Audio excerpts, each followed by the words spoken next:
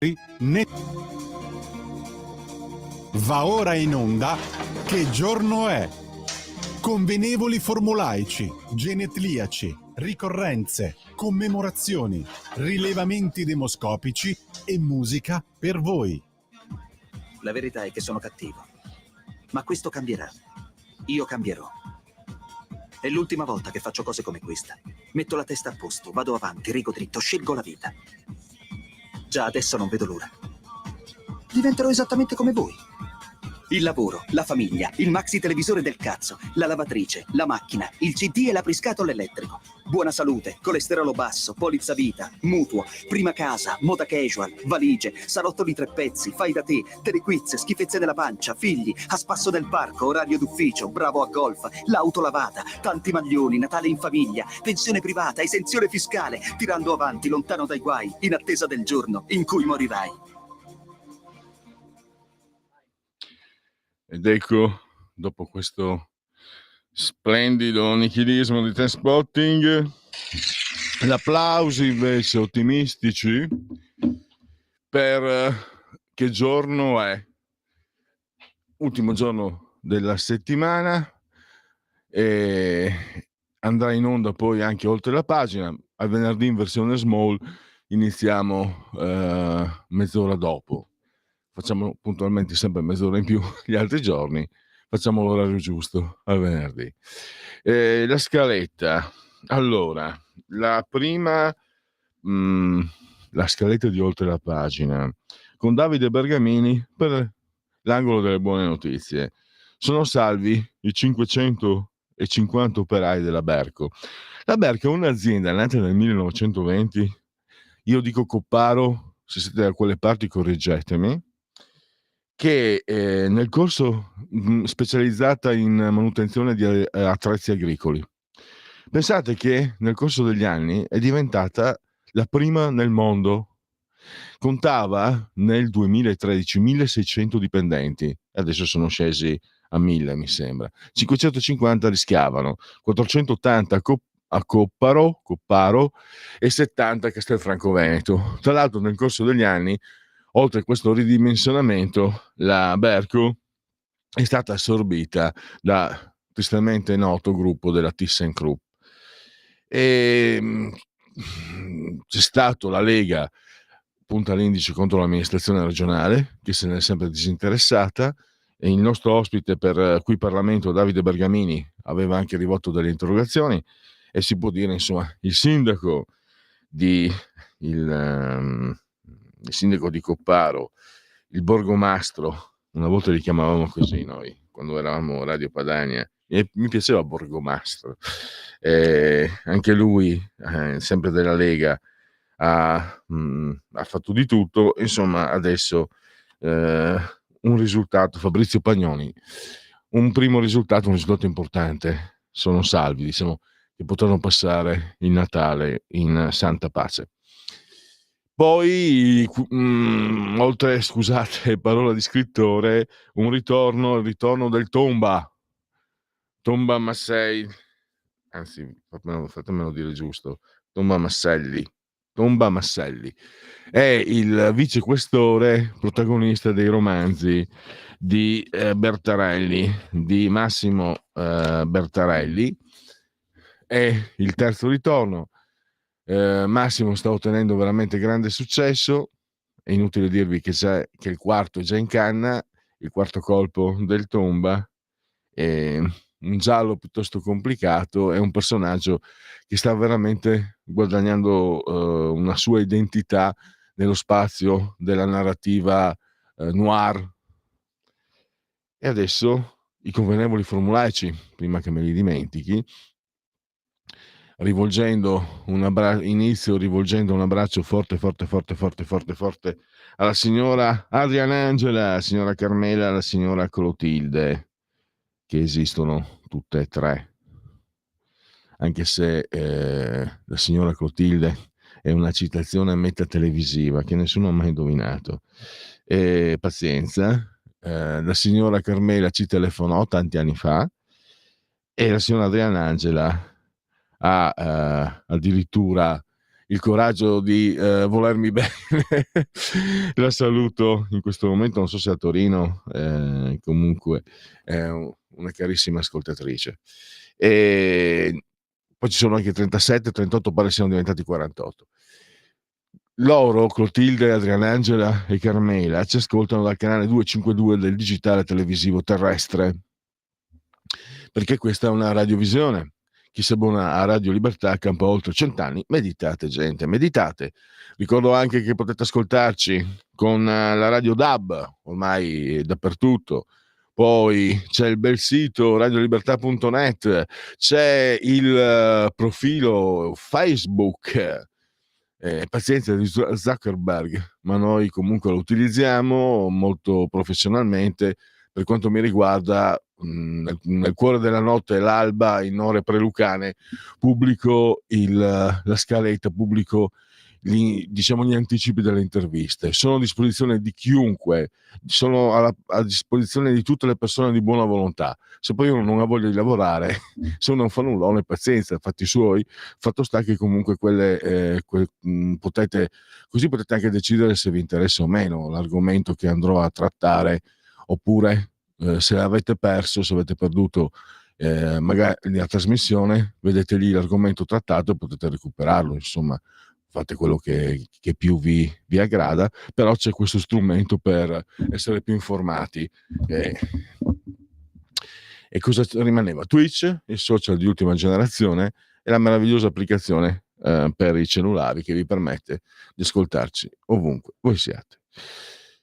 Eccolo là, Lorenzo il Magnifico, perché voi, lo sapete già, siete in simultanea con noi quando sono scoccate le 13.13 e siete insieme a Lorenzo il Magnifico e al sottoscritto, che stanno sospesi a 137.6 metri sopra il livello del mare.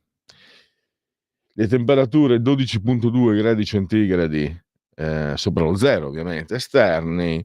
Invece internamente una scuola di pensiero dice che sono 24 i gradi interni, 65% l'umidità. Non possono essere più di 25. Se dico 26 commetto un guaio. 24-23. 1023.8 millibar la pressione. Un tempo c'erano altre cose nei convenevoli formulaici, mi sembra di ricordare vagamente, ma non me le ricordo più, ma direi che possono bastare per non tagliarvi oltre. E andiamo allora, entriamo nei genetriaci commemorazioni Enrico Renze di oggi, che è il 25° giorno di Bormaio, mese del calendario repubblicano. Per tutti è un Vinas, venerdì, Vinas 15 di novembre, anno domini 2024, che dir si voglia. Simon Boccanegra viene eletto doge per la seconda volta, morirà ancora in carica, probabilmente avvelenato. Doge di Genova, non mi ricordo, che ignoranza, non mi ricordavo che anche Genova avesse i dogi.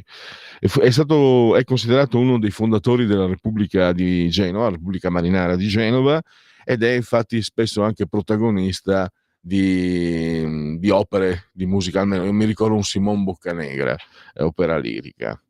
E invece come primo genetriaco Alberto Bolaffi, i francobolli, la filatelia. Si dirà filatelia o filatelia? Filatelia. Io con gli accenti sono un maestro. Allora, batteri, mamma mia. Comunque livornese, ed è naturalmente uno dei padri della filatelia moderna. No, moderna, della filatelia. Poi abbiamo la volpe del deserto, Erwin Rommel, rispettato anche dai suoi nemici per la sua intelligenza e la sua bravura. Il sudore salva il sangue salva la vita, e il cervello salva entrambi. E lui, se non sbaglio, avevo approfondito, ce l'aveva a morte con 2 ufficiali italiani che considerava dei mascalzoni. non è sicuro, perché è stato, diciamo, questa cosa si dice in alcune lettere, ma non scritte di suo pugno, vengono riferite da altri. La leggenda, metropolitana o meno che sia, vuole che lui non sopportasse gli ufficiali italiani perché li vedeva mangiare in mense separate. Lo sapete, la sua leggendaria frase è: non capisco, se io, visto che io con questi soldati probabilmente ci dovrò morire, non capisco perché non ci possa mangiare.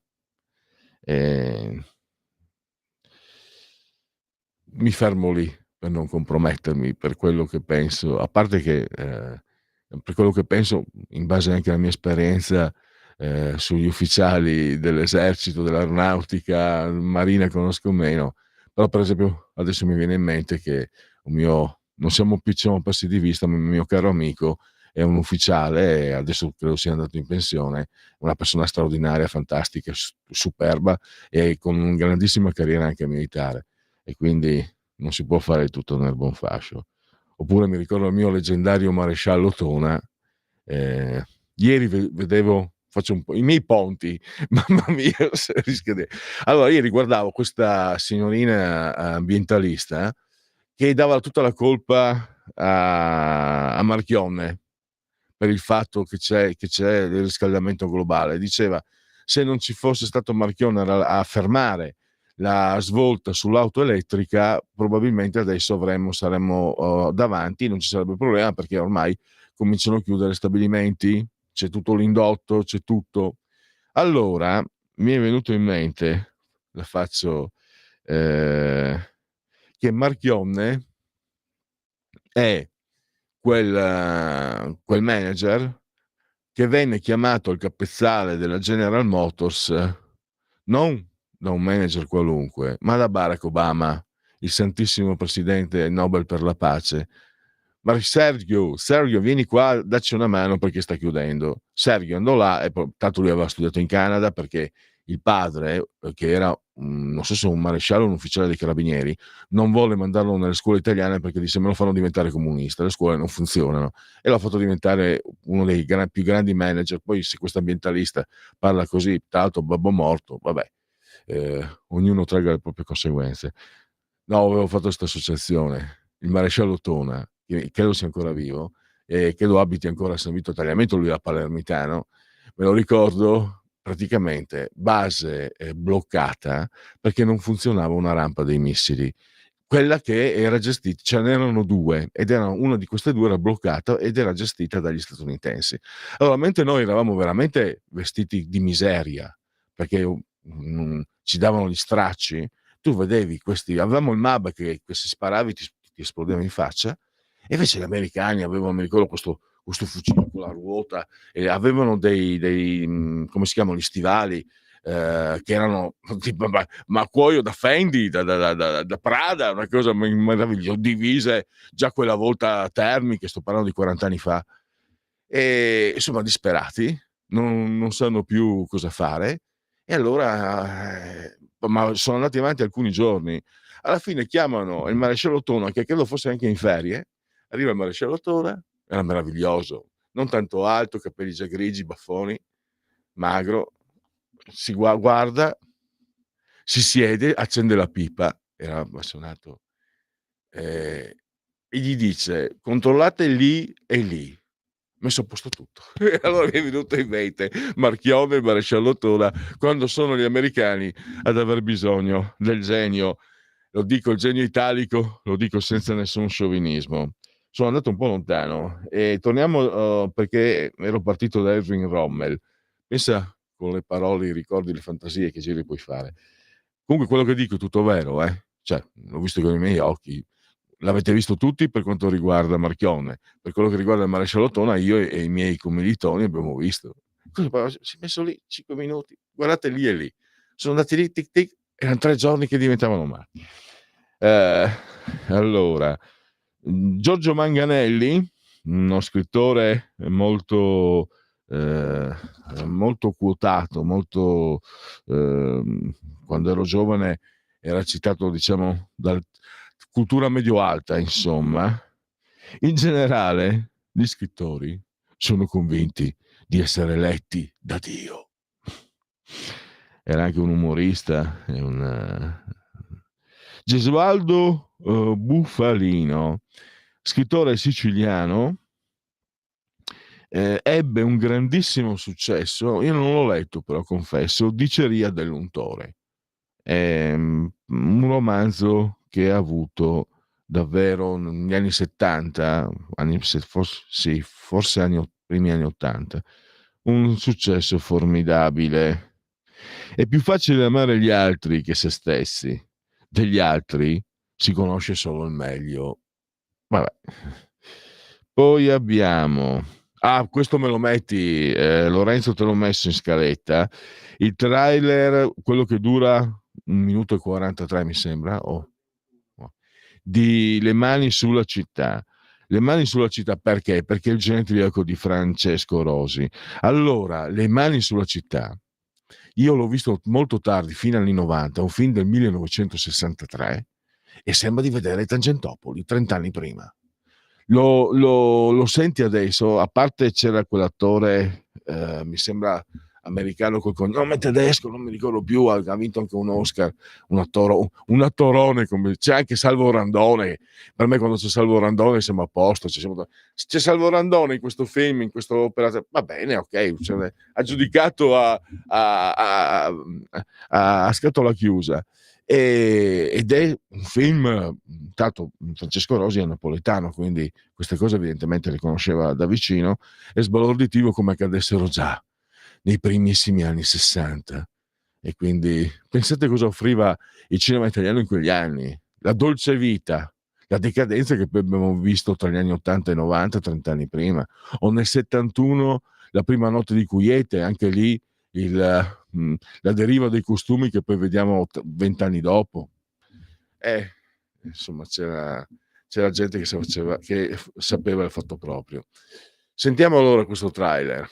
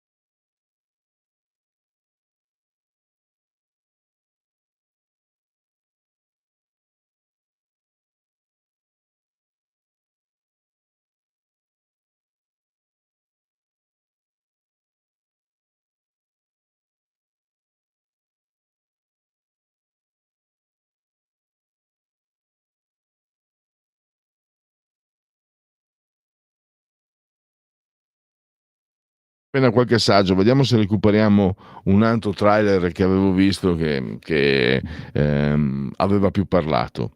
Poi, questo è un grande, J.G. Ballard, è uno degli autori contemporanei, più moderni, più gettonati, tra virgolette, è autore di Crash.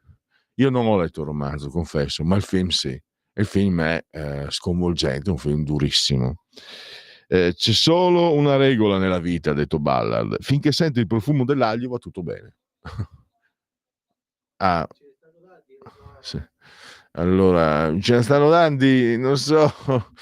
Allora,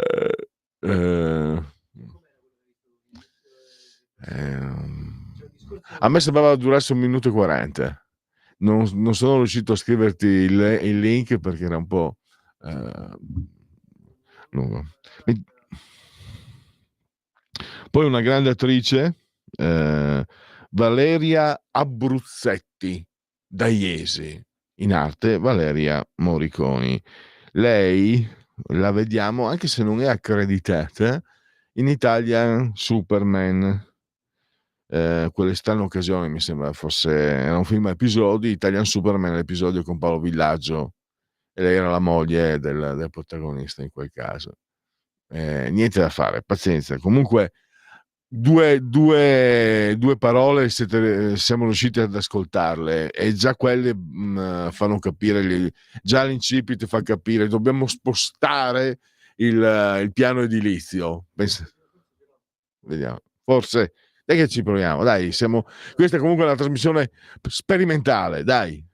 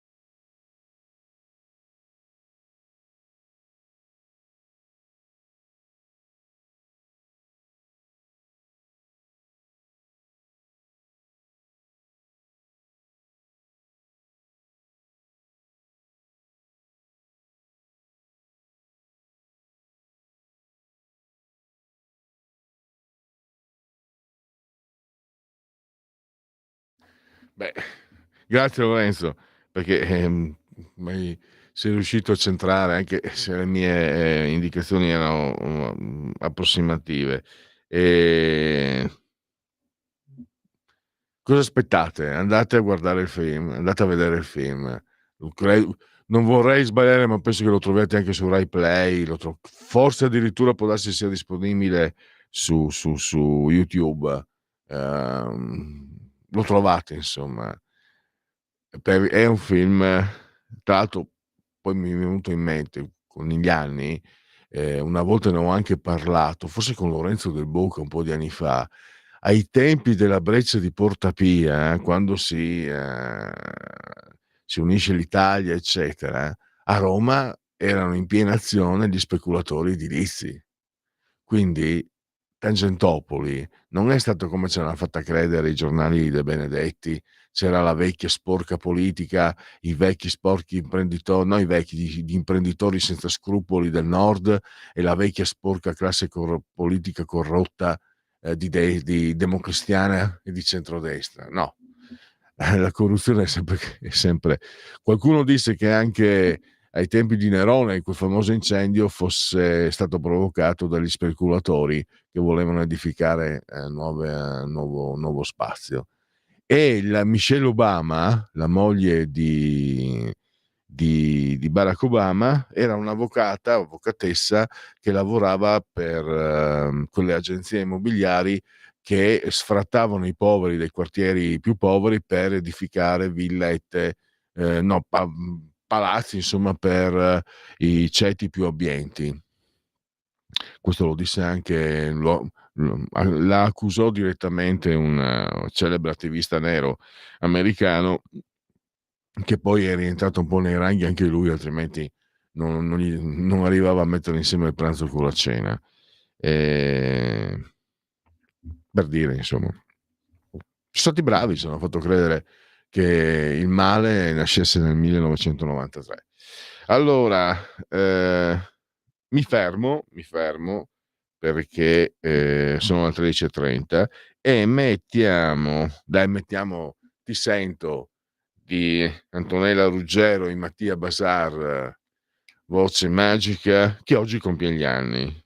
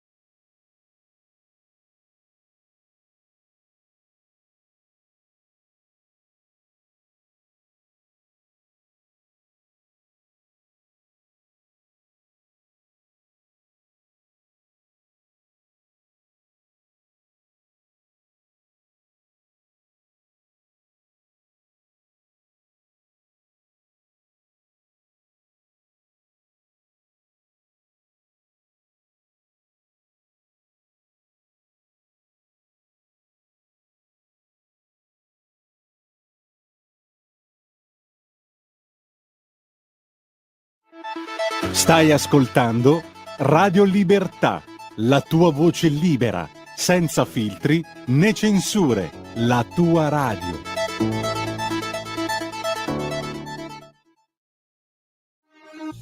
Porta con te ovunque Radio Libertà. Scarica la app per smartphone o tablet dal tuo store o dal sito radiolibertà.net. Cosa aspetti?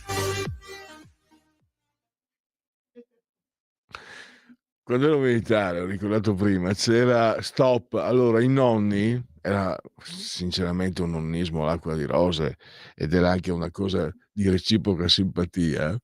Il nonno, ma era proprio scherzoso, ci stavamo da burba e ci stavamo da nonni.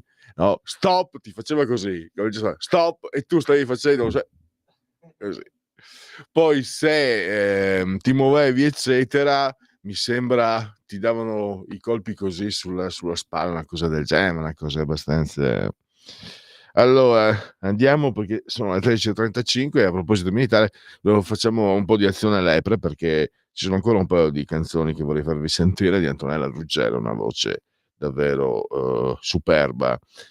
Dopo Valeria Morriconi, genetriaco di Jafet Kotto, un attore, come li chiamano, caratterista, lui era un nero, giusto per capirsi, e te lo ricordi perché negli anni 70 partecipò a film molto significativi. Uno era Brubaker con Robert Redford e l'altro era Alien.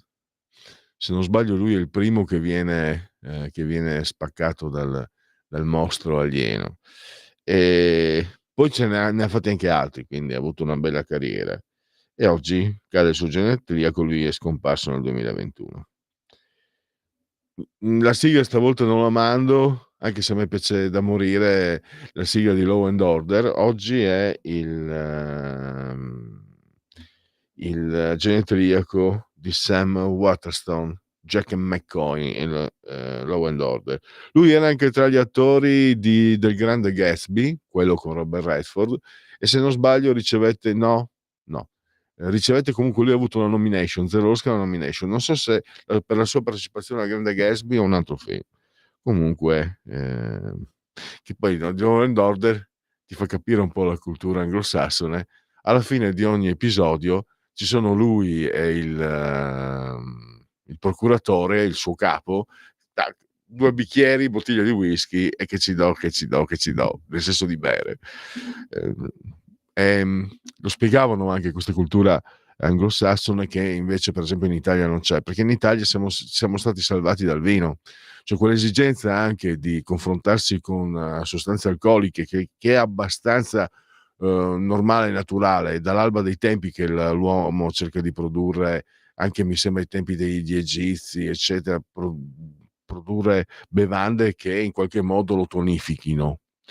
E gli italiani sono stati salvati, sono salvi perché hanno il vino che chiaramente non intossica, come se bevuto in grandi quantità fa male, ma non come i superalcolici. Invece gli anglosassoni non hanno il vino e questo era delle conclusioni afferrate al volo da qualche articolo che è capitato di leggere. Non ho approfondito la parte scientifica. Tatti Sanguinetti, un critico cinematografico che abbiamo più volte visto nelle trasmissioni televisive di Piero Chiambretti, un gigante, Piero Melograni, storico, saggista. Allora, io ho avuto anche la fortuna di conoscerlo e lui ha anche risciacquato nel linguaggio moderno il principe di Machiavelli. Allora, poi sapete la moglie vedova Paola Severini, che è la conduttrice della trasmissione Anche No, sul terzo settore e la disabilità. Allora, io Piero Melograni lo conoscevo, diciamo, di nome, no? Non avevo una prima di conoscerlo tramite Paola, eccetera. Poi allora sono andato, una persona, ci siamo sentiti al telefono, ci siamo conosciuti al telefono, a dire la verità, persona fantastica, e vado così, faccio ricerca. Negli Stati Uniti Piero Melograni era come nominare un santo, è considerato era un'autorità, un'autorevolezza come storico incredibile. In Italia non volevano, la Mondadori non voleva fargli il meridiano. Perché? Non perché chiaramente la Mondadori fosse di destra, ma perché lo sanno tutti, basta parlare con chi ha lavorato, Mediaset, eccetera, nonostante Berlusconi, molti di chi ci lavora dentro è di sinistra. E quindi adesso direi che con Bianca Berlinguer su Rete 4 abbiamo diciamo, rotto gli indugi, adesso è tutto molto evidente. Sì, mi sono dimenticato, perché no, Melograni non era uno di destra, ma figuriamoci, un uomo, a parte che uno così, una persona così con la sua capacità è ben oltre, ma lui era comunista, aveva la tessera del PC, solo che nel 56 quei carri armati benedetti da Giorgio Napolitano, lui invece li ha maledetti, e insieme ad altri 100, c'era anche Italo Calvino, restituì la tessera del Partito Comunista.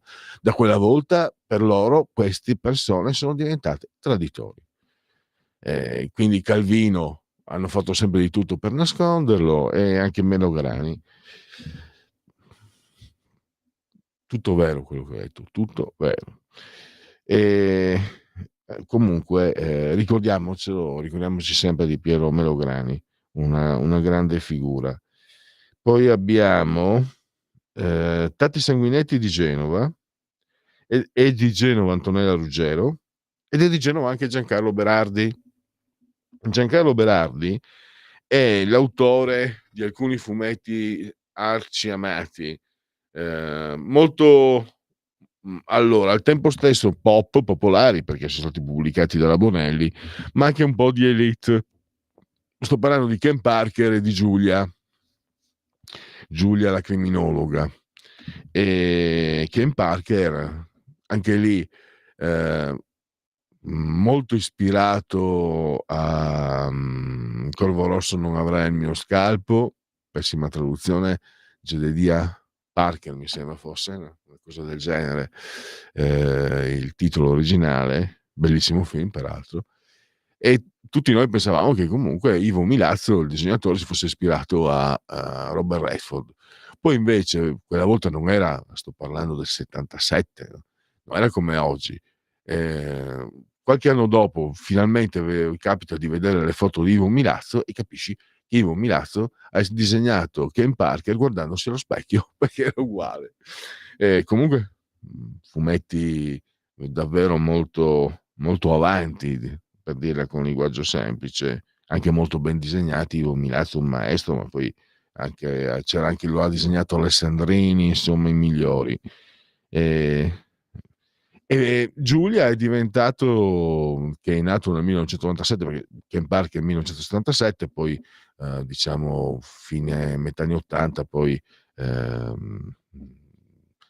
posso dirla così con linguaggio piano, non ci stavano più dietro, non riuscivano a garantire una produzione e al tempo stesso la qualità, e poi si è messo nel 97 o 98 Giulia, sempre per la Bonelli, che è un po', se parli anche con donne addirittura della mia età o più giovani, è considerato un simbolo del femminismo italiano contemporaneo. Anche lei è molto lì, è decisamente ispirata, non è stata creata da Ivo Milazzo, a Audrey Hepburn, all'attrice Audrey Hepburn. Guarda caso poi c'è il fidanzato italiano genovese, eccetera. Anche lì un gran bel fumetto. Io sto perdendo un po' di vista, purtroppo i fumetti non riesco più a stare dietro a niente, però con Giulia ti prendi un bel, è proprio, cioè, è l'ideale, ti metti lì, è come, è anche meglio che vedere un bel telefilm di quelle serie che vanno nelle certe piattaforme televisive. Ti metti lì, lo leggi, è un bellissimo, di solito sono sempre dei gialli, perché Giancarlo Berardi non so come faccia ogni mese sciorina una sceneggiatura veramente che funziona, perfetta, come un orologio svizzero. Sui disegni siamo un po' carenti, se posso dirlo, ed è davvero un signore intrattenimento. Poi, allora, chiudo col calcio. Uno, ehm, uno è sì, perché oggi ho le proiezioni demoscopiche, quindi adesso preparati perché chiudo con 2 calciatori e poi ne mandiamo un'altra, mandiamo Vacanze romane di Antonella Ruggero. Allora, uno è Eder. Eder è stato giocatore dell'Inter, è stato giocatore della nazionale, lui era brasiliano, si chiamava Eder come il giocatore meraviglioso mancino, segnava anche da su.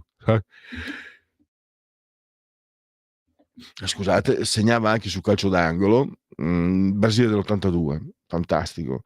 Lui giocava con la Sampdoria, girone d'andata 12 gol e credo fosse ancora Moratti o Toir, forse c'era già Toir, lo compra, arriva all'Inter, non segna un gol. Come mai? Perché Maurito Icardi non voleva che qualcuno entrasse in area. Ne ha rovinati, ma Maurito Icardi, senti cosa ti dico Lorenzo, ha fatto più danni all'Inter della Juventus. Ha fatto più danni lui di tutta la storia della Juventus. Ha rovinato fior di giocatori, ha fatto scappare Palacio, che poi invece ha fatto bene, ha continuato a far bene dove è andato. Milito se n'è tornato in Argentina pur di non avere a che fare con lui.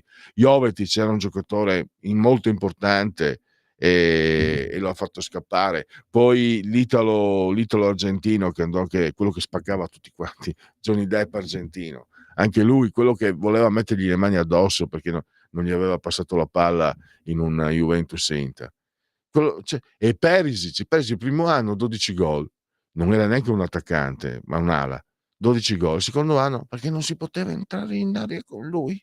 Poi io ho sentito qualcuno anche sulle TV locali si lamenta perché il povero si può per dire Lautaro, campione del mondo, capocannoniere, secondo scudetto con l'Inter, capocannoniere della Coppa d'Oro, miglior giocatore della Coppa d'Oro, chiede un rinnovo, un adeguamento contrattuale, manda il suo procuratore in Italia, l'Inter gli dice, diceva mia nonna, domine non si insupa in friulano, non ci sono soldi, e Lautaro prende e rinnova le cifre pattuite dall'Inter. C'è qualcuno che si lamenta.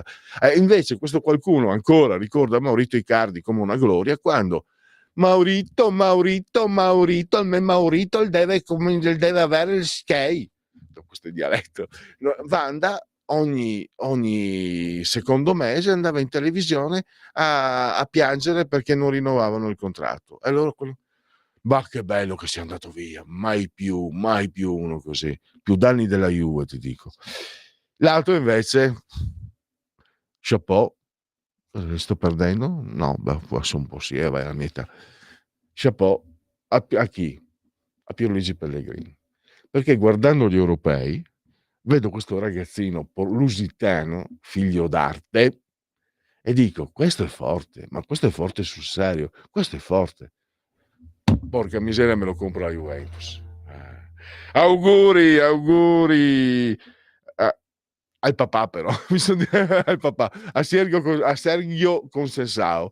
Auguri e complimenti perché lui è stato un ottimo giocatore con l'Inter anche, e ha messo al mondo il ragazzino che è davvero, davvero, a me piace tantissimo, tantissimo. Dai, andiamo con Vacanze romane. Papà Sergio, mi raccomando, anche se sei con la Juventus, quindi anche se stai con i cattivi, mi raccomando, fai gli auguri al papà, mi raccomando, che ti ha dato anche un bel patrimonio genetico, perché era un bel giocatore. Se sei così forte, caro, come si chiama il tuo? Francisco, credi a me. Intanto il papà ti ha dato sicuramente una grande educazione perché sei diventato un professionista coi fiocchi e non è così facile. Poi ti ha dato patrimonio il papà e la mamma. Ti ha dato in eredità un bel patrimonio genetico perché tuo padre è un giocatore di classe, tu addirittura lo sei ancora di più. Fai gli auguri al papà. Anche da parte di Lorenzo, che è uno strarci juventino e ti ammira tanto. È vero che tu lo adori, anche tu. Vacanze romane.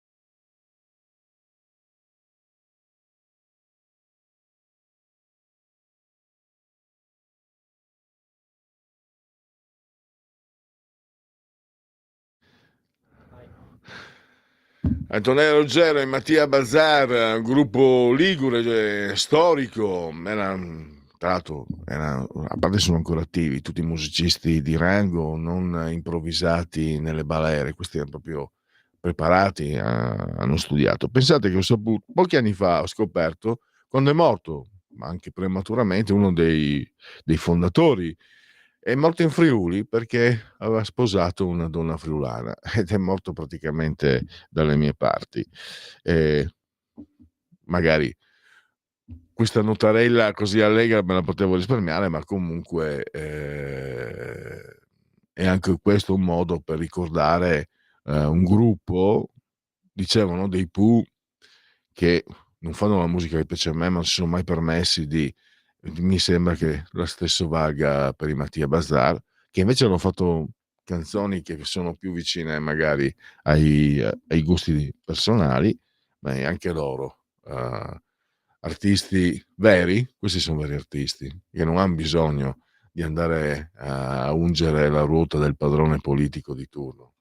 Tra l'altro, osservazione mia personale, se Giorgia Meloni mette un po' a fuoco le cose e attraverso i mandarini neri che sono rimasti dagli anni 70, si espande, tanto non è un bel quadro, io sono un liberale, non mi piace lo statalismo, e riesce a occupare gli spazi, vedrete che l'Elodie e questo e quelli, questi qua torucoli, cantantucoli, mezze tacche, per non dir di peggio, li vedrete. Giorgia ha cambiato questo paese, basta, è stata, ma anch'io avevo dei dubbi, ma invece abbiamo visto che con Giorgia abbiamo girato pagina, una ventata d'aria fresca, viva Giorgia. Funziona così. Chi vive del proprio invece, delle proprie capacità, invece non ha bisogno di leccare il sedere di qualcun altro, e quindi o dice quello che pensa o se lo tiene per sé, ma non va a ungere. Genetriaci, ricorrenze e commemorazioni. 8,5 il committente, quindi siamo a sinistra, il realizzatore Demopolis. Fratelli d'Italia 29,2, PD 23,5, 5 Stelle 11,4, Forza Italia 9,2, Lega 8,7, Sinistra 6,3. Positivamente viene valutata l'elezione di Trump, 47% negativamente, positivamente 40%, negativamente 47%, non sa il 13%. Trump come agirà per la guerra in Ucraina? Si concluderà rapidamente, secondo il 66%. Avrà un'escalation il 9%, resterà tutto uguale al 25%. Abbiamo una prima telefonata. Pronto? Buongiorno signor Pellegrini Vigetta. Allora, oggi volevo dare 4 consigli alle ascoltatrici e ascoltatori di Radio Libertà per risparmiare, signor Pellegrini, quando si fa la spesa al supermercato. Mi interessa anche a me. Allora, fare una lista dei prodotti da comprare e attenersi a quello è importante, ma è utile, signor Pellegrini, anche sfruttare al meglio i coupon e gli sconti che la grande distribuzione concede ai clienti e seguire i cicli, dico io, di vendita a prezzo ribassato dei prodotti più diffusi. Tutto qua, io la saluto, oggi sono stata velocissima. La saluto, buona giornata e buon fine settimana.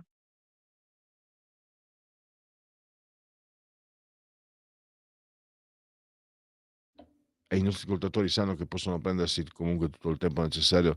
Odio la fretta. La gatta frettolosa fa nascere i gattini ciechi.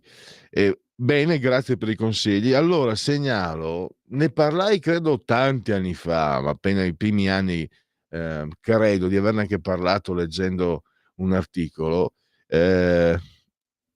partendo dai consigli della nostra ascoltatrice. Ci fu un articolo su una signora, credo fosse bresciana, madre separata, che riuscì attraverso proprio sembrava proprio che avesse seguito letteralmente i consigli della nostra ascoltatrice, della signora Lisetta, riusciva a non lavorare perché lei faceva anche praticamente acquistava in certi supermercati lo sconto, poi c'erano dei supermercati che ritiravano la merce, quindi lei, un sistema di compravendita, riusciva a vivere, a mantenersi senza lavorare. Adesso non so se si possa arrivare fino a quel punto, sono consigli preziosi. Io purtroppo invece sono uno che ha le mani bucate, ma per fortuna ho una compagna oculata, quindi per fortuna va lei a fare la spesa. È bellissima la scena, quando andiamo io o lei, io metto nel carrello e lei toglie, io vedo una cosa mi piace, la metto lì, invece lei, se non è necessaria, la toglie ovviamente, oppure trova quella che costa di meno. Oculatezza, anche perché sprecare è da sciocchi, e io non sono esente da scioccheria. Euromedia Rai Porta a Porta, il committente, Euromedia realizzatore, Fratelli d'Italia 30,1, PD 22,6, 5 Stelle 11,3, Lega Salvini Premier 9,2, Forza Italia 8,8, la sinistra 5,6. Vediamo se riesco a leggere. Donald Trump applica i dazi commerciali. Secondo lei per l'economia italiana un vantaggio 4,1, svantaggio 58,6, non cambia nulla 22,6. Trump indebolirà Van der Leyen, sì 49,1, no 23,6, non sa 28,3. Con Trump presidente che governerà, il conflitto russo-ucraino terminerà 28,7, si risolverà 19,7, si inasprirà 11. Lei è favorevole alla nomina di Raffaele Fitto, favorevole 31,7, contrario 30,9. Vediamo. Trump a suo avviso favorirà l'Italia, sì 27,3, no 43,7. Una bocciatura di Fitto, sconfitta di Giorgia Meloni 29,8, sgarbo all'Italia 18,8, sconfitta personale di Raffaele Fitto 10,5, errore politico di chi non l'ha votato 8,5, invece sarebbe vittoria politica di Giorgia Meloni 21,8, vittoria personale di Raffaele Fitto 16,4. Allora io concludo, io vi ricordo solo una cosa, per tutti questi tutti questi che chi se ne infischia di Fitto, no? Chi se ne importa, quelli di sinistra voteranno contro Fitto. Adesso interviene Mattarella, però io me lo ricordo, ho un po' di memoria, quando noi eravamo secessionisti. Oh mamma mia, l'Italia, come si va a mettere? Mamma mia, l'Italia, quanto ne vogliamo bene, viva l'Italia! A sinistra, quelli di sinistra, viva l'Italia, l'inno, Fratelli d'Italia, questi briganti della Lega che osano mettere in discussione. Adesso praticamente l'Italia, chi se ne importa da parte loro? Vabbè, ricordiamocelo la prossima volta. Allora mi scrive Stefano riguardo l'Inter, anche Mazzola ha danneggiato il trio Magistrelli, Moro, Doldi. Ti ricordi che Mazzola voleva fare il regista come il suo amico Rivera? Stefano, sempre che non me lo ricordo, perché io ho cominciato tardi a seguire il calcio nel 1974, perché prima io adoravo la box, tant'è che ricordavo la settimana scorsa il 30 di ottobre il famoso Rumble in the Jungle, quando Muhammad Ali divenne campione del mondo contro Foreman, sì, mi sembra. E 14:02, sono già in ritardo. Pausa. Avete ascoltato Che giorno è? Scegliete la vita. Scegliete un lavoro. Scegliete una carriera. Scegliete la famiglia. Scegliete un maxi televisore del cazzo. Scegliete lavatrici, macchine, lettori CD e apriscatole elettrici. Stai ascoltando Radio Libertà. la tua voce libera, senza filtri né censura. La tua radio.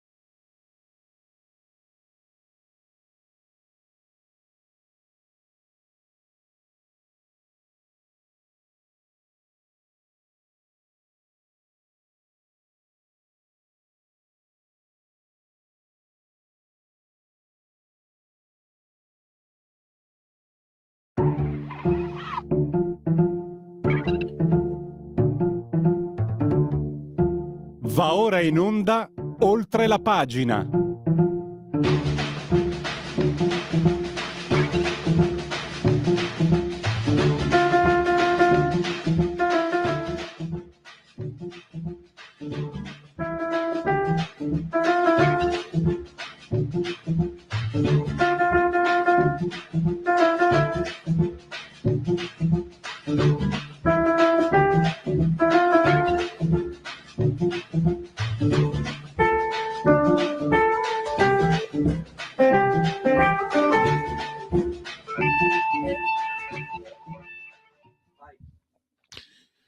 Eccoci, oltre la pagina Radio Libertà e l'appuntamento con qui Parlamento con Davide Bergamini, che è già in linea. Facciamo partire la sigla e poi affrontiamo un tema che è anche una buona notizia. Qui Parlamento. Allora, intanto fatemi dare il benvenuto e un grazie per la sua disponibilità a Davide Bergamini. Benvenuto Bergamini. Buona giornata a tutti, grazie a voi per l'ospitalità. Bergamini, che rappresenta la Lega anche in Commissione Agricoltura a Montecitorio.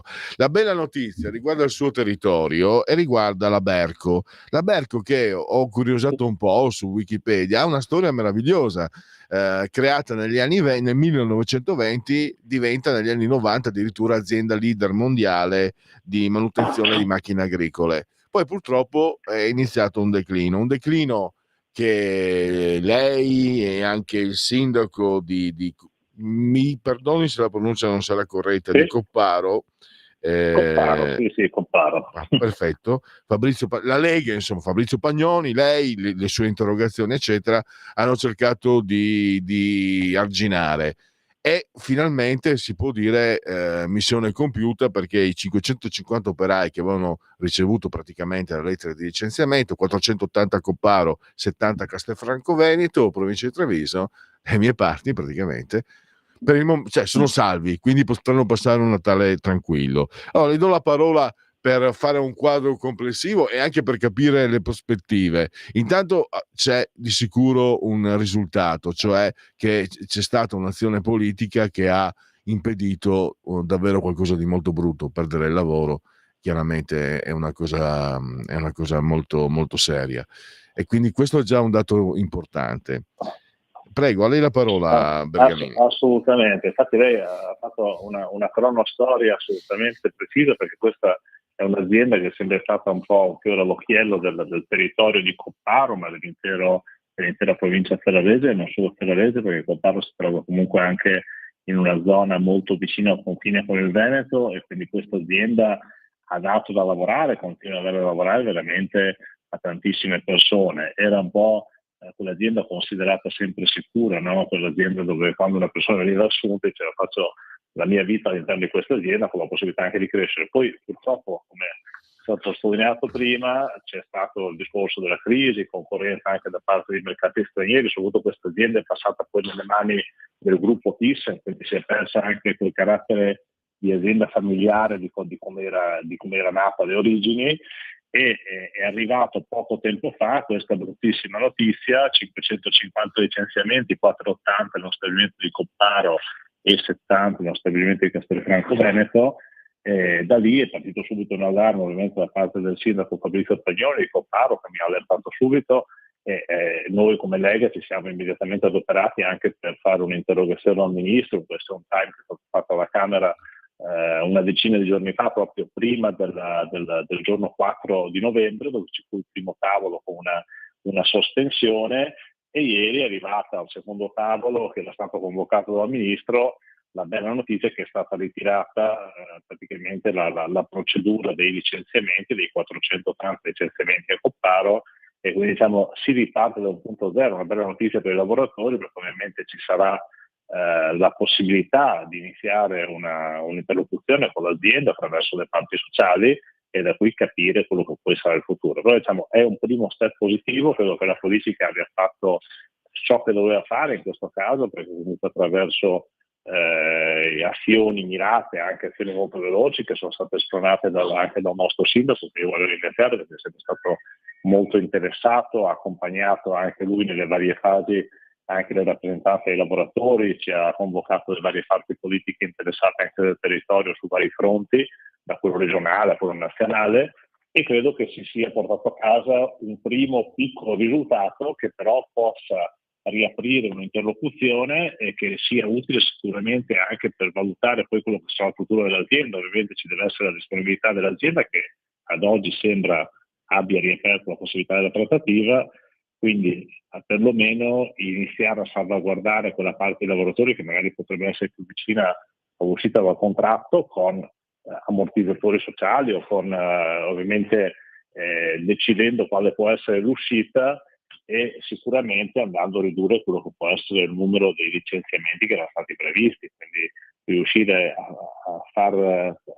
a determinare un'uscita controllata, passate nei termini di quelli che possono essere quegli esuberi che assolutamente l'azienda non può sostenere, anche perché ricordiamoci che questo nasce da una crisi un po' del mercato che, come abbiamo detto anche durante una precedente intervista, purtroppo deriva da diversi fattori, che possono essere il fattore conflitto russo-ucraino che ha determinato minori esportazioni in quei paesi, possono essere sicuramente le azioni di concorrenza sleale da parte dei mercati come possono essere quello cinese e quello indiano, dove ovviamente abbiamo una manodopera che ha costi totalmente diversi. Noi abbiamo sottolineato più volte che ci sarebbe la necessità di imporre regole nuove anche ai mercati internazionali, perché purtroppo abbiamo un'Europa che tratta in modo diverso i paesi dell'Europa e quelli che poi vengono a vendere i loro prodotti da noi. Cioè noi abbiamo paletti, ostacoli, regole molto severe per le nostre aziende, poi gli stessi paletti, ostacoli non vengono utilizzati nel momento in cui aziende cinesi o indiane o di altri paesi come manodopera a basso costo esportano i loro prodotti sui nostri mercati, facendo poi concorrenza diretta alle nostre aziende, e questo ovviamente poi crea quelle situazioni in cui le aziende non riescono più a sopportare i costi relativi alle produzioni, e spesso si arriva poi ad azioni molto incisive, penalizzanti per i territori, che non sono penalizzanti solo per questa azienda, ma andrebbero a mettere a repentaglio anche un intero tessuto sociale a livello territoriale, perché non dimentichiamoci che poi queste 480 persone rappresentano una parte di 480 famiglie che tutti i giorni vanno a fare la spesa nelle botteghe del paese, vanno comunque ad acquistare beni nei negozi vicini, e questo ovviamente a cascata si va a riflettere su tutta quella che è la filiera commerciale del territorio. Esatto, perché questa è una storia a lieto fine. La conferma, posso dirlo insomma, perché ho un po' di anni, sono un po' vecchiotto, la conferma del DNA della Lega che difende il territorio, e quindi va bene, ed è molto bene, ma lei ha messo anche l'indice su quello che dovrebbe essere il lavoro della politica nel suo complesso, non solo quella della Lega. Tutta la politica dovrebbe, diciamo, guardare i cambiamenti, prevenire anche i danni di un mercato globalizzato, perché abbiamo detto, lei diceva già nel 2013 da 1.600 era sceso a 1.000 il personale di questa, e potrei anche dirle, io vengo da Friuli e Veneto, cioè già negli anni 90 si cominciava a vedere le prime crepe della globalizzazione, e poi favoriti dalla crisi del subprime c'è stato un disastro negli anni 10, e questo è assente perché se io sento i leghisti, per fortuna Radio Libertà sente spesso i leghisti, sento i ragionamenti che ha fatto lei, cioè ragionamenti di chi cerca di capire, di affrontare, di prevenire, ma purtroppo il resto del sistema ignora, e c'è la globalizzazione e tientela. No, scusa un attimo, non possiamo subirla, perché stiamo parlando di carne umana, stiamo parlando di esseri umani, stiamo parlando di... Prego. Poi abbiamo una parte politica che difende in continuazione certe regole di mercato, perché poi vediamo quotidianamente che c'è chi ci vuole imporre l'auto elettrica, sappiamo benissimo che va a favorire solamente i mercati cinesi a discapito di quelle che sono le nostre aziende nazionali, anche perché noi dimentichiamo che sono l'Emilia Romagna, abbiamo la Motor Valley, che non è solo l'azienda dell'automobile, ma è tutto ciò che grava attorno all'automotive, no? Quindi comunque anche piccole aziende medie artigiane che mantengono in piedi un tessuto economico e sociale importante. Nel momento in cui noi andiamo a imporre limiti, divieti alle nostre aziende, ai motori a scoppio piuttosto che ad altri prodotti di nostra origine europea e italiana, a favore esclusivamente di grandi multinazionali che spesso producono in Cina, perché l'auto elettrica oramai lo sanno tutti che le batterie vengono prodotte quasi esclusivamente nei mercati asiatici, è ovvio che andiamo a portare avanti dei discorsi che vanno a penalizzare le nostre aziende, quindi servono sicuramente regole più severe, bisogna andare a riprendere il mercato e tutelare quelle che sono le nostre imprese, soprattutto quelle italiane, perché comunque abbiamo imprese che sono sempre state un fiore d'occhiello all'interno dell'intera economia internazionale, e oggi purtroppo, per motivi che abbiamo citato prima, quindi comunque con una concorrenza sleale, i mercati sempre più difficili, molte aziende hanno fatto la scelta magari di cedere a grandi gruppi, i grandi gruppi spesso vanno a finire in mano ai grandi fondi di investimento, i fondi di investimento ovviamente usano la calcolatrice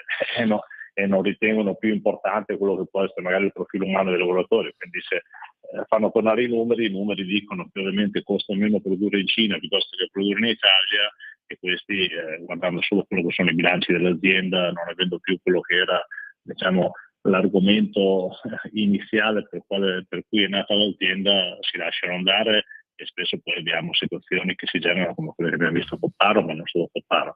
Quindi va tutelato il nostro Made in Italy. Io credo che questo governo stia già facendo qualcosa di importante anche per tutelare le nostre aziende. Abbiamo tanti paletti che sono stati messi non solo in quello che riguarda il settore industriale, ma io lo vedo anche all'interno della nostra agricoltura, è sempre più penalizzata da quello che sono ovviamente quelle direttive europee che nascono, che vanno principalmente a penalizzare i nostri agricoltori, la nostra filiera agroalimentare, e spesso mettono a repentaglio anche la sicurezza alimentare dei prodotti che arrivano sulle nostre tavole, perché non ci stancheremo mai di dirlo, i nostri agricoltori producono prodotti sicuri, le nostre aziende sono quelle che osservano le regole più severe del mercato, per poi vedersi fare concorrenza straniera di chi queste regole invece non le osserva da sempre, e soprattutto non vengono fatte rispettare poi nel momento che i prodotti arrivano sui nostri mercati. Quindi è un gioco difatti, con regole diverse, con regole scorrette, che va a penalizzare solo chi poi in effetti le rispetta, e siamo noi. Ecco, andiamo pure a concludere. Questo che è preoccupante, adesso che la frittata è fatta, che si stanno accorgendo tutti che con l'auto elettrica non puoi andare da nessuna parte, e che stanno chiudendo gli stabilimenti anche in Germania. Ho riscontrato questo ieri in TV. C'era un europarlamentare dei Verdi, ma questo so che è anche quello che dicono i Verdi tedeschi. Le persone stanno per essere licenziate, hanno già cominciato a essere licenziate, cassa integrazione, quindi le persone che hanno a che fare con l'automotive eccetera sono in grandissima difficoltà, e sento da parte di chi ha il potere, quello di Bruxelles, ma anche il potere mediatico, perché i giornali danno grande spazio all'opinione di costoro. Ma è colpa, per esempio ieri questo europarlamentare dava la colpa a chi? A Marchionne, no? Andiamo perché Certo.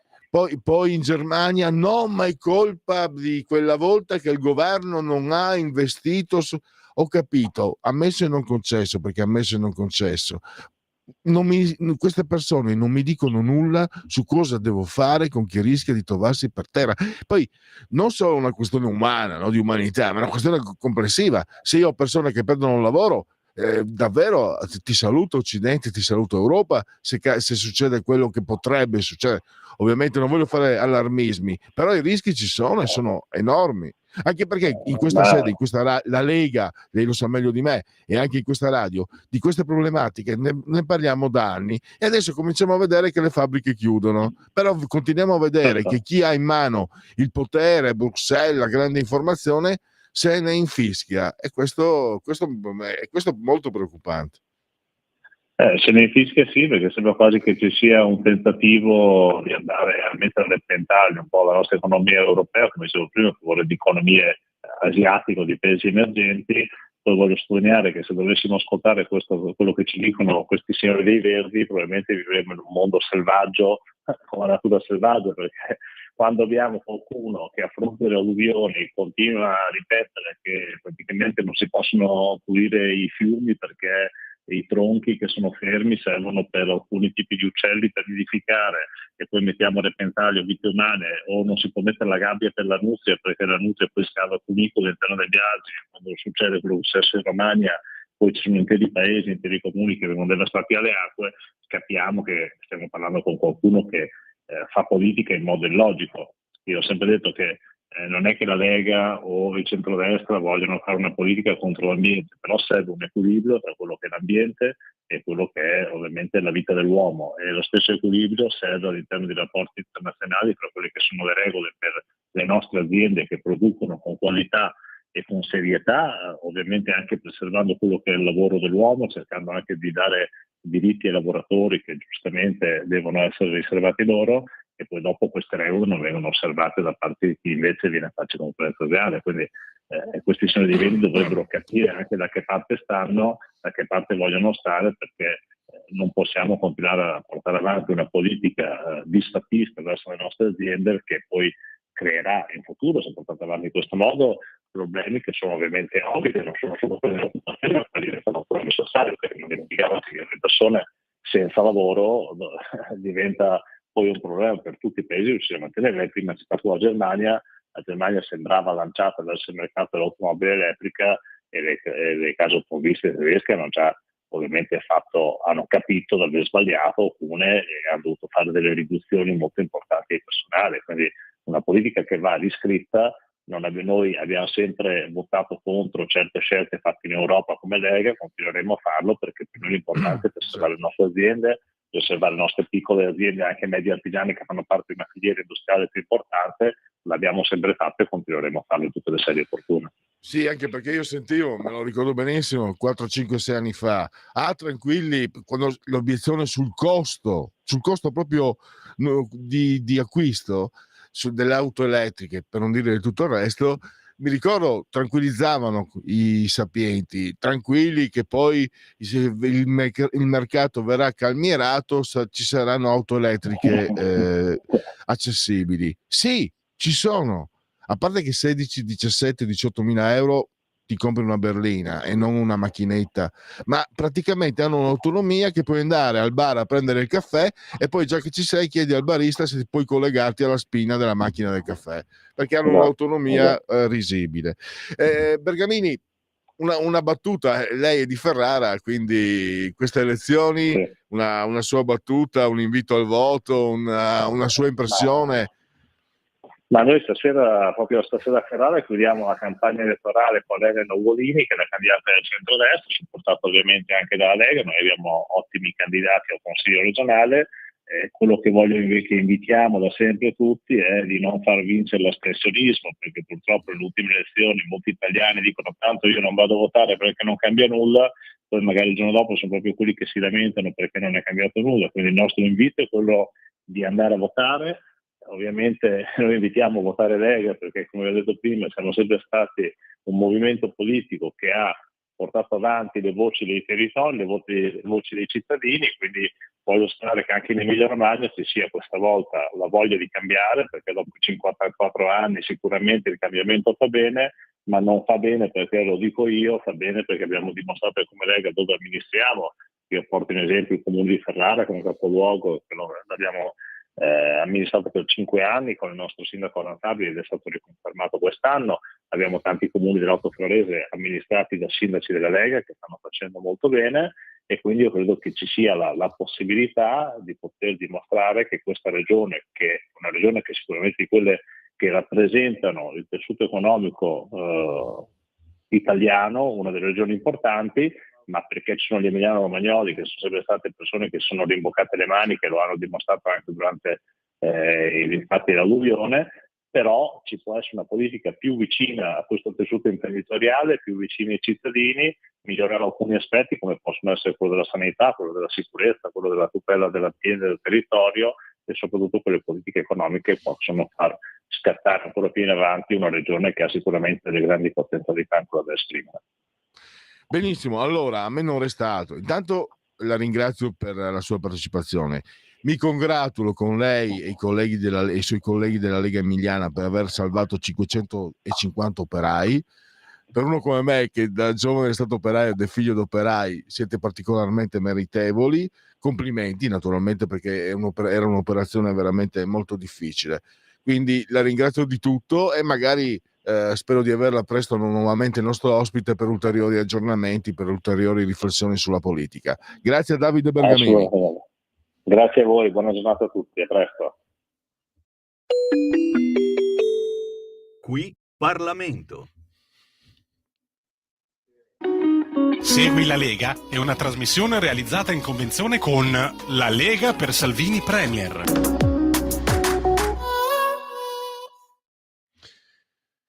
Verba volant, la Lega rimane, legaonline.it, scritto legaonline.it, segui la Lega prima che la Lega seguisca te alla Pellegrina, ma ha messo anche della sintassi, o segui la Lega prima che la Lega segua te alla Marciana. Quante cose si possono fare su questo sito? Firmare, sostenete Matteo Salvini, firma anche tu, fai sentire la tua voce.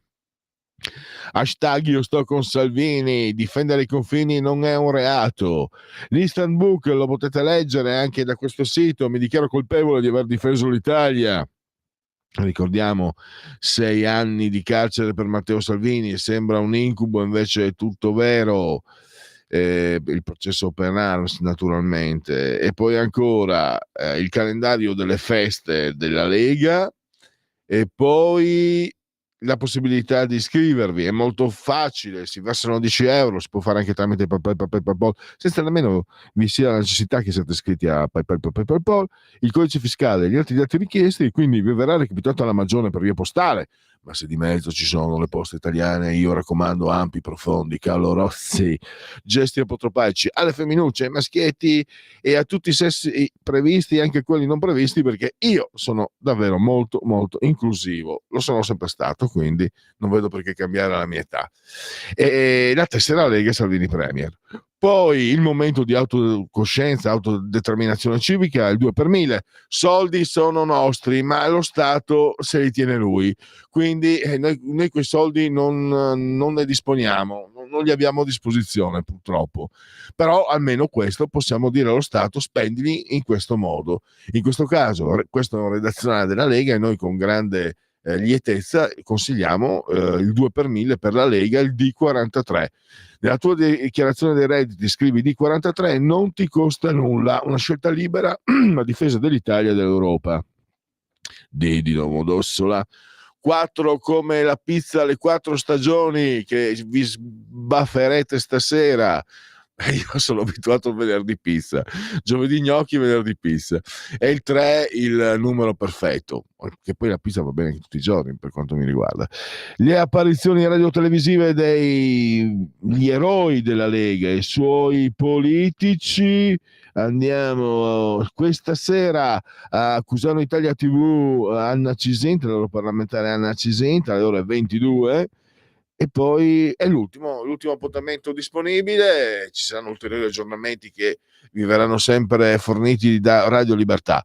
Per il momento con Segui la Lega è tutto, intervallo e tra 5 minuti per Parola di Scrittore. Stai ascoltando Radio Libertà, la tua voce libera, senza filtri né censure, la tua radio.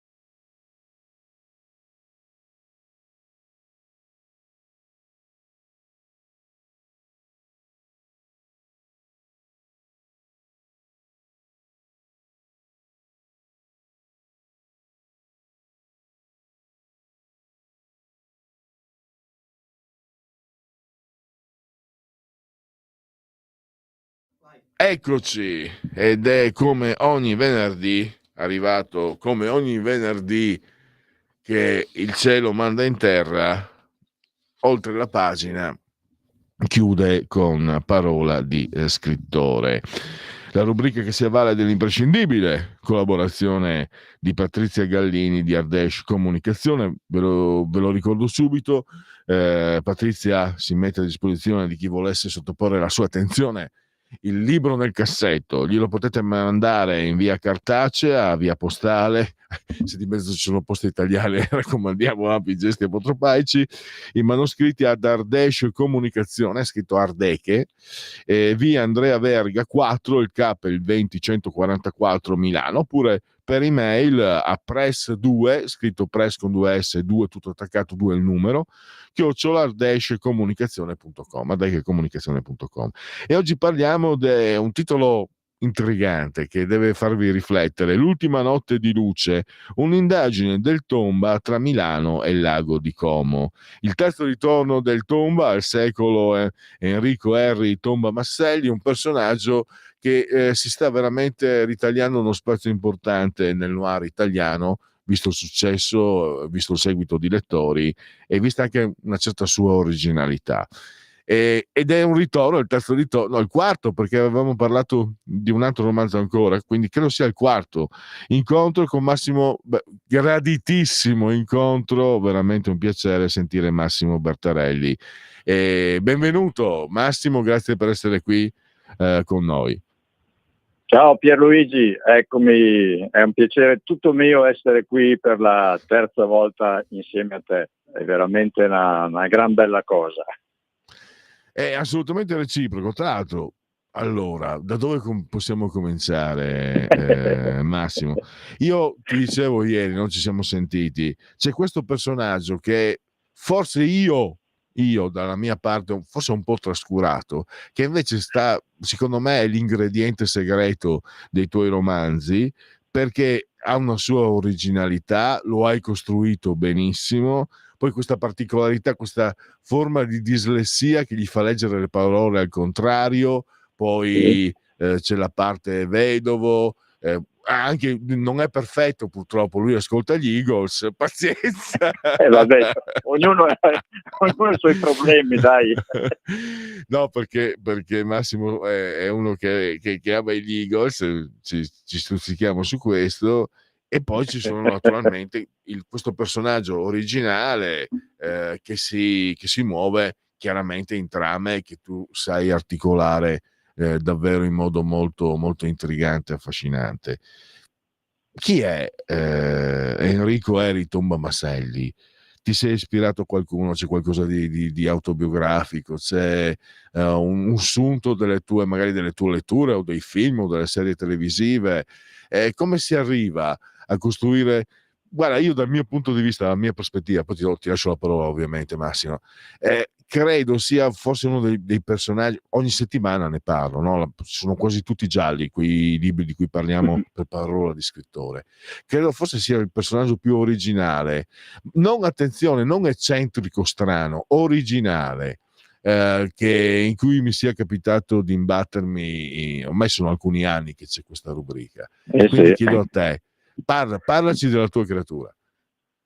Il Tomba è nato prima di tutti i miei romanzi, perché io anni fa volevo costruire una storia ambientata a Milano e dintorni, ma volevo focalizzarla sulla nascita di un protagonista che aveva un certo percorso della sua vita e che non si sarebbe mai aspettato arrivato a 50 anni, dopo 5 anni che era vedovo e con un dolore ancora fortissimo della perdita della moglie. E io avevo costruito nella mia mente questo processo evolutivo e l'avevo immaginato su un arco ipotetico di un 4 romanzi. Quando avevo in testa perfettamente cosa volevo raccontare di quella che era la sua vita, essendo un vicequestore aggiunto, sono andato a cercare quelle indagini che potevano entrare tranquillamente in queste storie e oltre che fare da contorno, farla diventare poi la parte importante chiaramente del romanzo. Tu mi hai chiesto se c'è qualcosa di mio nel Tomba. Un paio di cose sì.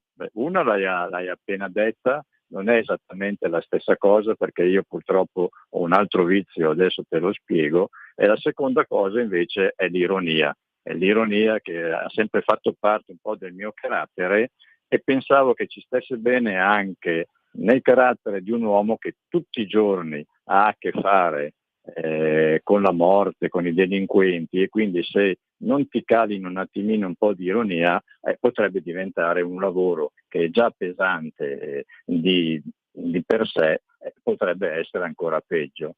E quella cosa che tu hai detto di questa sua dislessia mi è venuta in mente perché io purtroppo ho un vizio, dico purtroppo perché è vero, io se mi trovo davanti a un palazzo, per dirne una, incomincio a contare le finestre. E uno dice, vabbè, conti le finestre, va bene, le hai contate, sono 12, basta. No, io prima incomincio a contarle in orizzontale, poi vado in verticale, poi vado in diagonale, incomincio a contarle a gruppi e ogni volta il mio cervello mi dice sono 12, ma continua a farmele contare come se prima o poi io dovessi sbagliare quel conteggio. E questa è purtroppo io lo chiamo patologia, perché certe volte mi faccio veramente forza, mi dico ma sei un cretino, ma cosa continui a contare? E non riesco a smettere. Non volevo mettere la stessa cosa nei romanzi, a lui gli faccio fare una cosa diversa. E lui da bambino si rende conto, essendo un bambino, di avere un dono, quasi un superpotere, e qui comincia a leggere parole al contrario. Solo che finché sei bambino e pensi di avere questo dono, te lo godi, te lo giostri, non lo dici a nessuno, pensi di essere una persona speciale nel mondo. Poi Harry, insomma, cresce e capisce che questo che era un gioco comincia a diventare un disturbo di un certo livello, soprattutto adesso che lui è un vicequestore aggiunto e chiaramente fa di tutto per non farsi accorgere di avere questa patologia. Ed è una patologia purtroppo come la mia che non ha cure, non riesce a curarla perché il cervello quando parte è difficile da fermare. E lui che cosa fa? Quando si rende conto che incomincia a leggere al contrario, può fare solo due cose: o distoglie un attimo lo sguardo da qualche parte facendo finta di perdersi e poi ritorna a leggere, oppure deve chiudere gli occhi per qualche istante o sbattere le ciglia per fare in modo che gli passi quell'attimo e ricominci a leggere in maniera naturale. E questo è quello che effettivamente c'è di mio nel Tomba. È una forma diversa, dai numeri siamo passati alle parole, e però quello è. E diciamo senza spoilerare perché ci sono misteri e colpi di scena, diciamo, possiamo dire che è un romanzo, questo di L'ultima notte di luce, è un romanzo che presenta una sorta di due indagini parallele o comunque due casi paralleli. Questa mi sembra una peculiarità dell'ultima storia che hai scritto. Sì, che oltretutto io ultimamente mi sto appassionando, sto diventando un vero e proprio cacciatore di storie, e io questa l'ho trovata su un sito americano di crime. È una storia che mi ha colpito particolarmente perché è un fatto realmente successo nel 2011 negli Stati Uniti, e mi sono reso conto che era una storia innanzitutto che valeva la pena di far conoscere anche a un pubblico italiano che non ne ha mai sentito parlare, e valeva anche la pena di raccontarla perché nella sua bruttezza era una storia che a livello giallo noir ha un suo perché. E detto proprio così in parole povere, stringatissimo, siamo ovviamente a Milano, il 7 dicembre del 2016, è il nostro Sant'Ambroeus, come diciamo noi, e ci sono tre ragazze che decidono di andare a festeggiare la sera in un locale di Piazzale Susa. Si divertono, ballano, ridono e bevono, e forse bevono anche troppo. Verso l'una di notte una delle tre dice: ragazzi, non ce la faccio più, devo andare in bagno, e lascia la borsetta sulla sedia. Il problema è che questa ragazza non torna più, sparisce. Nessuno ne sa niente, non si capisce, fino a quando il papà 2 giorni dopo va nel commissariato diretto dal Tomba e presenta denuncia di smarrimento, di sparizione e dice cercatela perché mia figlia è figlia di pensionati, è una commessa di un supermercato, non penso proprio che qualcuno l'abbia rapita per chiedere un riscatto, ma che fine ha fatto questa ragazza? E da lì partono le indagini che ovviamente non sono per niente semplici, tanto che questo problema finisce anche in televisione sul famosissimo programma Chi l'ha visto, e da lì nasce tutta l'indagine che addirittura porterà il Tomba sulle rive del lago di Como, richiamato proprio da una persona che aveva visto la trasmissione, e lui lì si imbatte in un altro caso che gli sembra che abbia delle particolarità, delle similitudini con quella sparizione di Milano. Il problema è che in quel caso ce l'hanno in mano i carabinieri di Bellagio, però lui è convinto che c'è qualcosa che non va, ci si mette, litiga addirittura sia col questore che con il pubblico ministero, e nonostante sa che sta rischiando e di brutto anche la carriera, lui decide di andare fino in fondo. E come hai gestito questo, diciamo, cambio di luoghi e spazio, Milano e Como? Hai curato in qualche modo, non so, le descrizioni, o sei stato più attento a costruire una trama una trama parallela che appassionasse? Magari certe volte non succede anche di averlo visto. Credo il film di Scorsese, Departed, credo era un film che faceva vedere nel cinema succede, non si usa questo stile per appassionare ancora di più il pubblico. Tu come ti sei regolato rispetto ai tuoi precedenti romanzi? Io, come i precedenti romanzi, li ambiento in posti che conosco. Ma tu lo sai, Kabbalah Noir, il primo della serie, era ambientato tutto a Milano, essendo milanese lì non avevo problemi. Nel secondo l'ho mandato un po' in giro per la Lombardia, nell'Oltrepo Pavese, e siccome il fatto reale, gli Stati Uniti non hanno le nostre distanze, loro parlano della città vicina, ma la città vicina è 300 chilometri come minimo. Volevo restare più fedele possibile a quella che era stata la realtà, però non potevo mandare il Tomba in giro per l'Italia.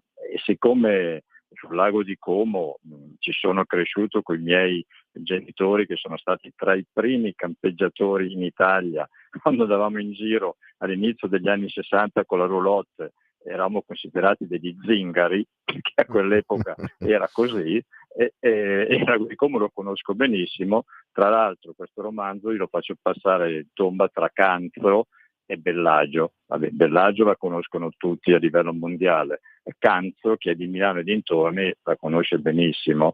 E siccome io ci ho portato anche quando mio figlio era piccolo a fare le vacanze estive insieme a mia suocera, quando dovevo decidere dove mettere questa seconda località che mi serviva per forza ai fini narrativi, ho detto perché no, sono posti che conosco bene, sono posti belli, vale la pena di raccontarli, e così sono arrivato lì, ma proprio con quello scopo. E allora usiamo questi ultimi minuti per parlare di Massimo Bertarelli. Sospendiamo per un attimo la parte che riguarda la tua produzione letteraria, che però in qualche modo c'entra, perché ieri chiacchieravamo, Massimo è stato anche interpellato da una trasmissione Rai, perché è un esempio di Second Life, cioè è vero che per molti il problema è arrivare alla pensione, però attenzione, comunque tante persone ci arrivano, il problema è dopo cosa fare, perché il luogo comune dei pensionati sono gli umarell, quelli che vanno con le mani dietro la schiena a vedere, a sorvegliare i cantieri.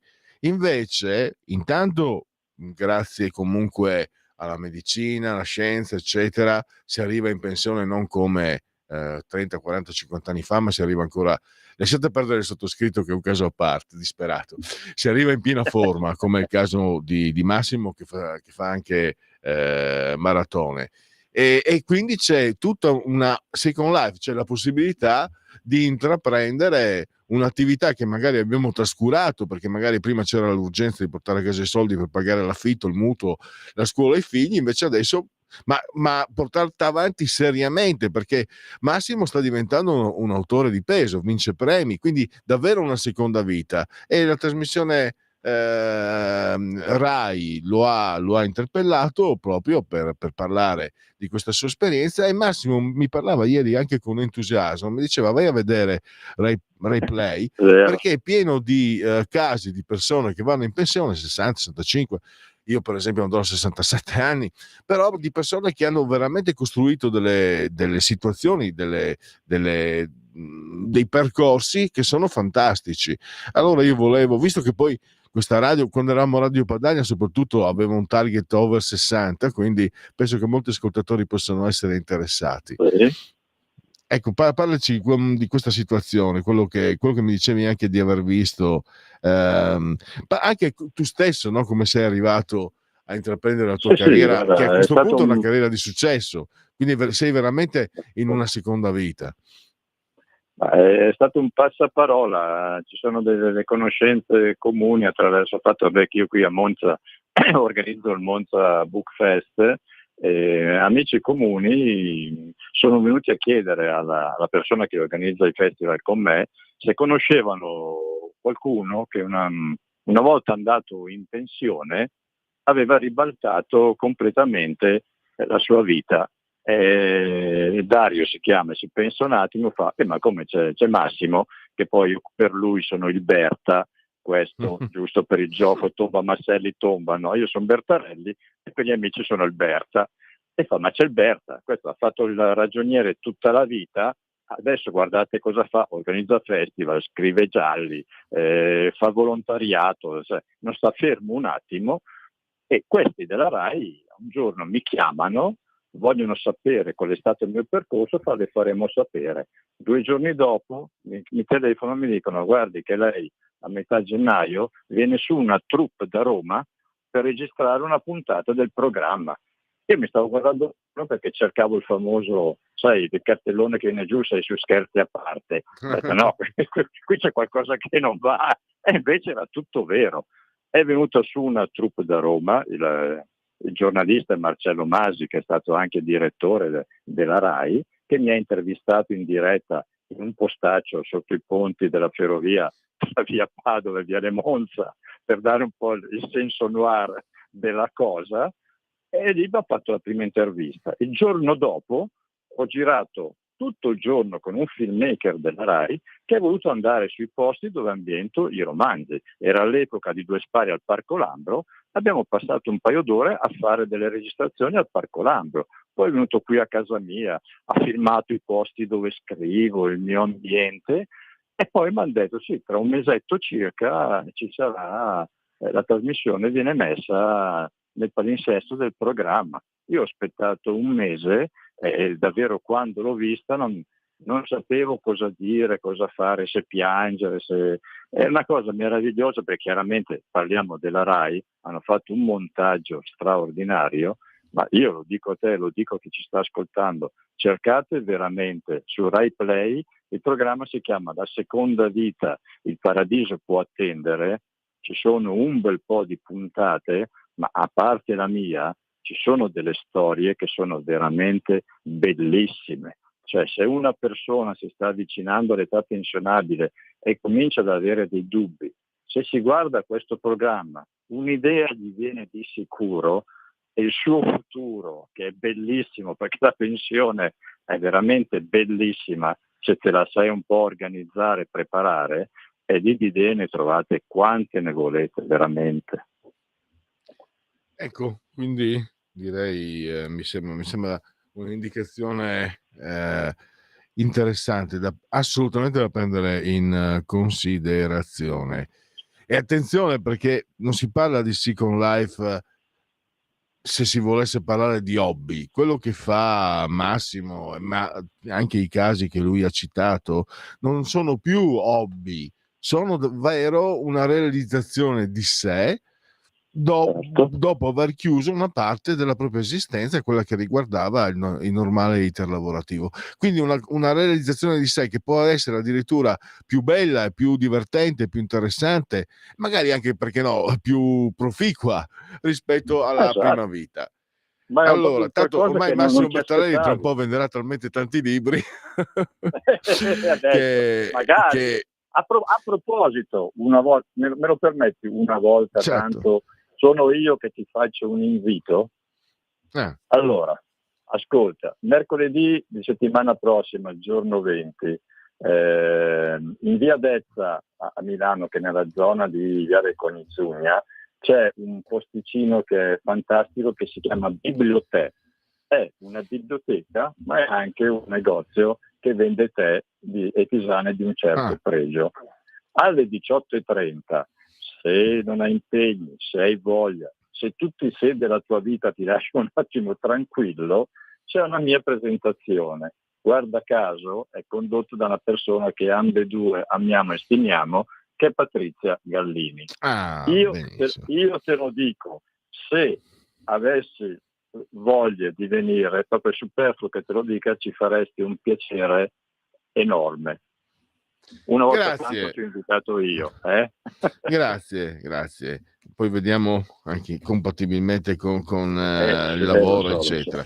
Allora, intanto il mio lavoro, ricordare L'ultima notte di luce, un'indagine del Tomba tra Milano e il Lago di Como, Fratelli Frilli Editori, collana Super Noir, €16,90 il prezzo, 208 le pagine, lo trovate ovunque, in libreria, online, eccetera, eccetera. Massimo Bertarelli, il suo autore, abbiamo avuto il piacere di averlo qui al telefono. Massimo, a risentirci a presto, perché c'è già, insomma, sappiamo che il quarto appuntamento è dietro l'angolo, e grazie di tutto. Esatto.